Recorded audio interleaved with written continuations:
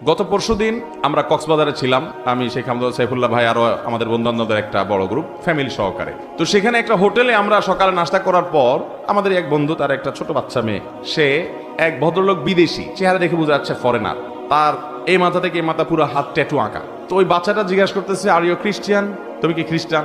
ভদ্রলোকের খুব ইজ্জতে লাগছে। তো মেয়ের বাবা আমাদের পাশে ছিল, বললো যে ভাই তোমার মেয়ে আমাকে কেন জিজ্ঞেস করলো আমি খ্রিস্টান কিনা, মুসলিম।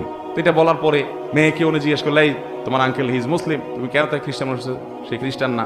তখন মেয়ে, বাচ্চা মেয়ে বলতেছে, আমি খ্রিস্টান মনে করছিলাম এজন্য যে আঙ্কেলের হাতে ট্যাটু আঁকা, আমি তো দেখছি সব খ্রিস্টান ইহুদিরা এগুলা করে, এই জন্য আমার ডাউট হয়েছে। একটা বাচ্চা, তার কনসেপ্ট এরকম, তাহলে এখান থেকে বোঝা যায় এটা কোনো মুসলমানের কাজ হতে পারে। বাচ্চাটাও বুঝে গেছে, কারণ এটা মুসলমানদের মধ্যে নাই, এই কালচারটা ওদের মধ্যে আছে। এই ট্যাটু অঙ্কন করা হারাম, এটা হলো প্রথম কথা। এটা আপনাকে রিমুভ করতে হবে। আপনার এই চামড়ার উপরে যদি কোনো কিছু দিয়ে আবরণ পড়ে যায় আলাদা, তাহলে